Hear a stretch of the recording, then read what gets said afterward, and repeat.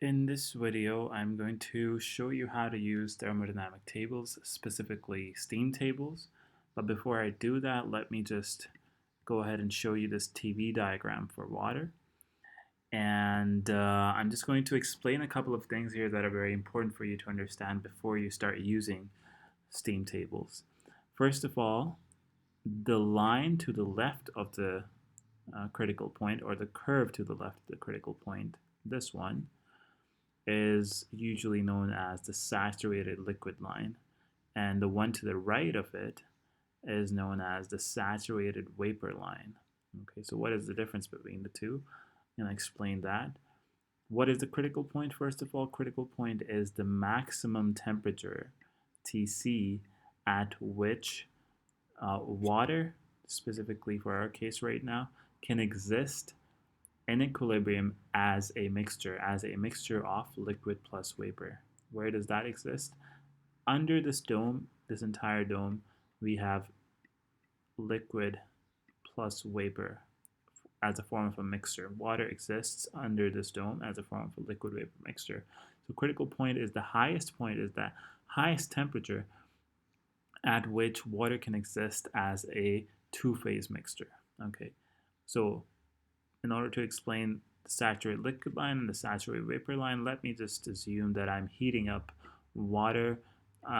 It's at initial state 1 over here, and I'm heating up water at a constant temperature. So it's going to be moving on from 1 to point F, and then from point F to point G. And because I'm using isobars, so it's going to keep on moving on this line until it gets to point S over here. Okay. So at point 1, water is in the form of a liquid, right? Because to the left side of the dome, water exists as a liquid. So if I'm heating it up, and it still exists as a liquid, and point F is the last point where water is going to exist as a liquid. After this point, it's going to move on this line, and now let's say over here somewhere, water is going to exist as a mixture in the form of a liquid plus vapor. So this is the last point where water exists as a liquid. So that's why it's called saturated. It's the last point. Saturation has occurred now. So this is the saturated liquid point. This is the saturated liquid line. Now if we keep on moving on this line until, let's say, we reach somewhere here, the water is still in the form of a mixture, still a two-phase mixture, and point G is going to be the first point where water is going to exist as a vapor completely. Okay, all of the liquid water now has converted into a vapor.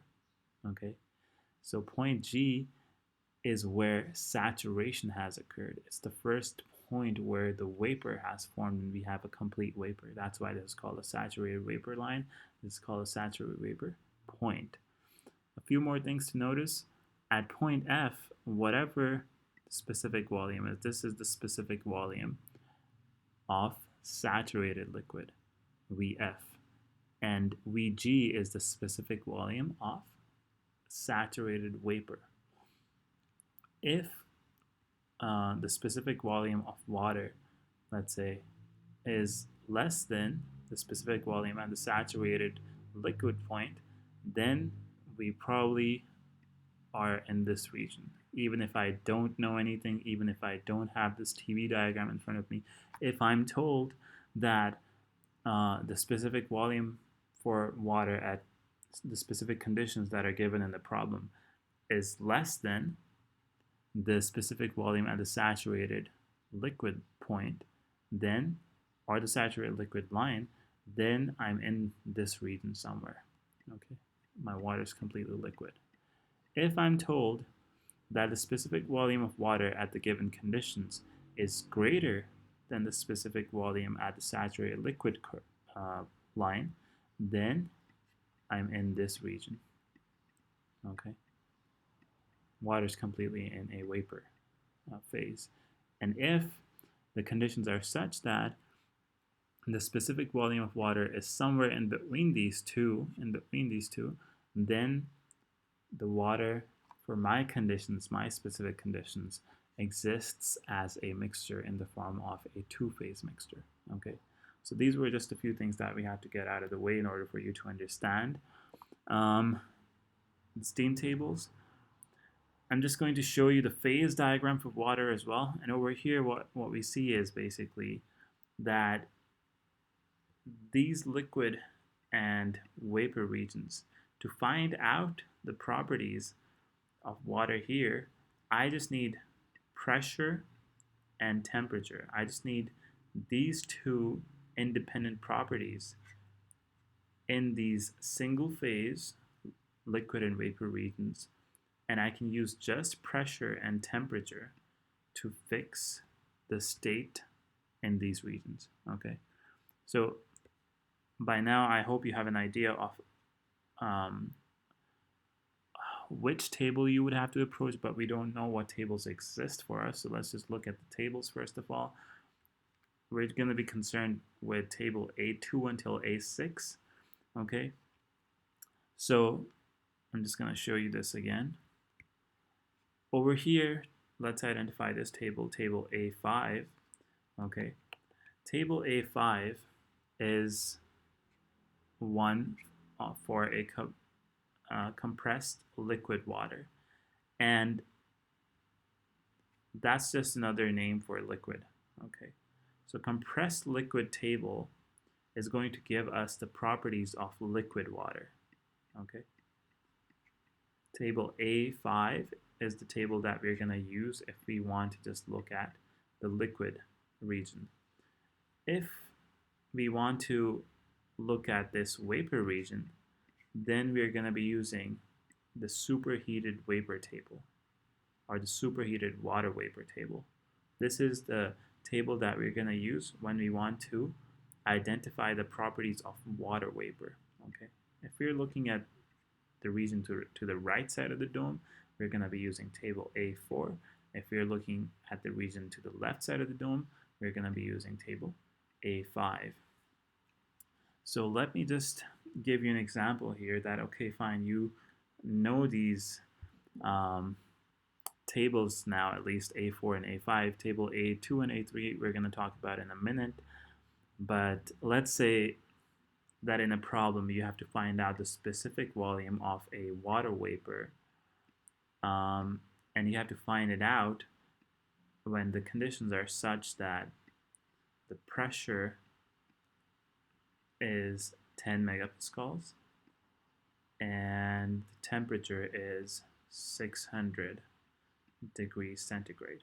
Okay, so if I had given you these conditions and I told you to go ahead and find out the specific volume of water vapor at these conditions, would you be able to use the table, and what would be the answer? So I'm just gonna give you a second.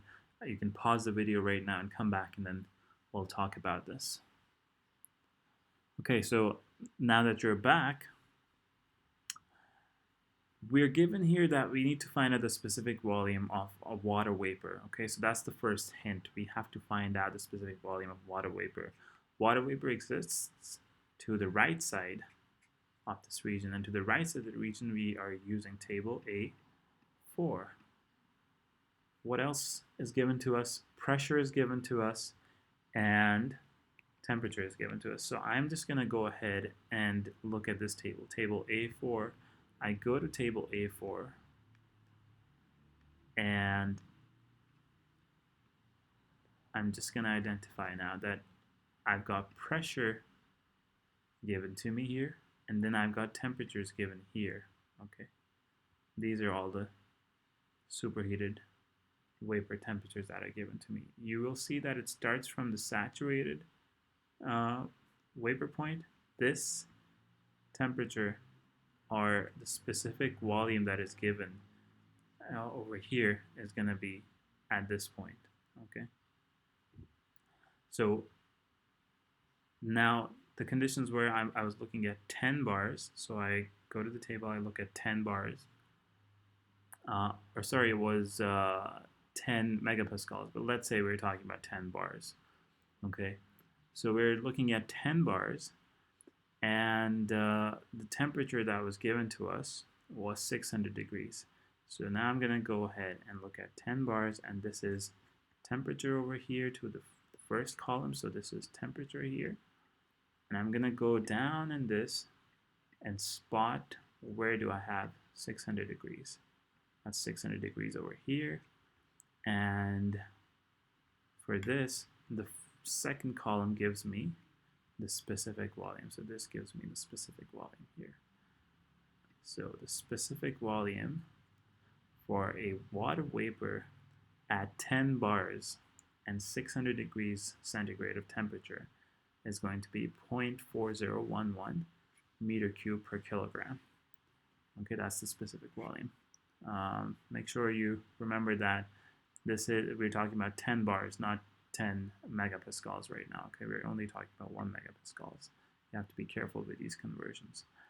Now let's say that I want to find out the specific volume of liquid water now. That means I need to find out the specific volume of liquid water. So I need to look at a different table now, right? Because this table is not going to work. This table is not going to work over here. This table is only valid if I'm looking at this region, okay? So for this region, I'm going to need a different table. And let's say the conditions that are given to me now are going to be 10 megapascals and 100 degrees for finding out the specific volume of liquid water. 10 megapascals and 100 degrees centigrade of temperature. Make sure you write the units along with these. So now, because I'm talking about liquid water, that means I need to see what's happening here. And for this side, I'm going to be using table A5. Okay, so let's go ahead and move on to table A5. And for table A5, again, it's kind of the same. The structure is going to be the same of the table. I'm going to have temperature in the first column, and in the second column, I'm going to have the specific volume. So because I was trying to go with 10 megapascals and 100 degrees centigrade of temperature, so I identify the pressure on top, first of all, and then first column, I run down on it, find out where 100 degrees is, okay, because this is the temperature column.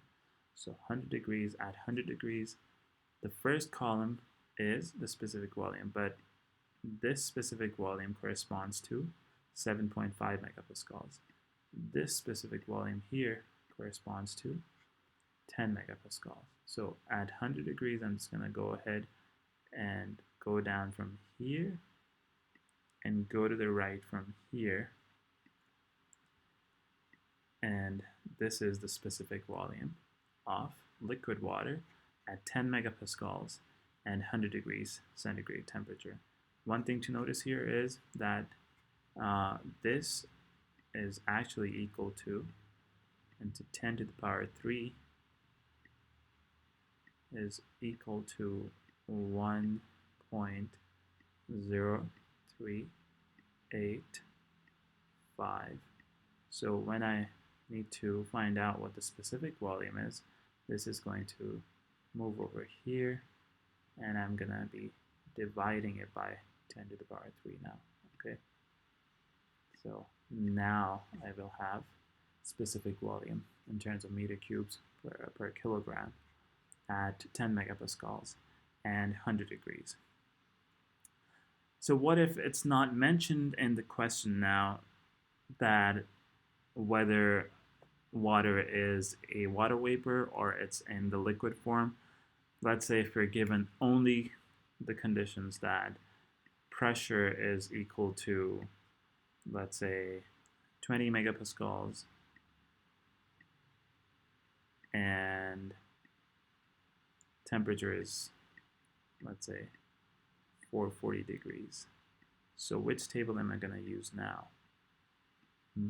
Well, that's the question, right? I'm just going to, again, if you want to pause the video right now, just pause it, go and try to look for the answer yourself, and when you come back, I'll let you know how we're going to proceed from here. Okay, so if you're back now, We've got only pressure given to us and temperature given to us. Pressure of 20 megapascals, and we do not know whether water is in the form of a vapor or if it's in the form of a liquid. So what we're going to do now is that we're going to go back to the list of tables, and because I have pressure information given to me, these two are the same tables except that this is given in the form of the temperature first. So let's just look at this. The first column is that of temperature, okay? Whereas this table A3, the first column is giving me values for pressure, okay? So I'm going to move on to this table, the pressure table, and it keeps continuing on until certain values in bars here. So the question was that I'm looking at 20 megapascals, and 20 megapascals is equal to 200 bars. So it's easier for me if I go with the pressure table. That's the only reason I'm using the pressure table. It's easier for me to identify 200 megapascals here. And for 200 megapascals, I was given the temperature of 440 degrees. Okay. So I go to this now, and what I see is that the temperature over here that is given to me, this temperature that is given in the second table is actually the saturation temperature. It's Ts. And the temperature that I'm given over here, let's call this temperature T. So T is greater than the saturation temperature. Okay. So what does that mean? That if I look at my TV diagram here, the saturation temperature is on this line. Okay, this is Ts right now. Okay, but I'm looking at a temperature that is greater than this. If I was looking at a temperature that would have been smaller than the saturation temperature, then I would be somewhere in this region, right, in the liquid region, because I'm moving on a constant pressure line. So a constant pressure line means that I would be moving on this line over here, and the temperature is less than the saturation temperature here. Over here, the temperature is higher than the saturation temperature. So this condition is being fulfilled here, and this condition is being fulfilled to the left side.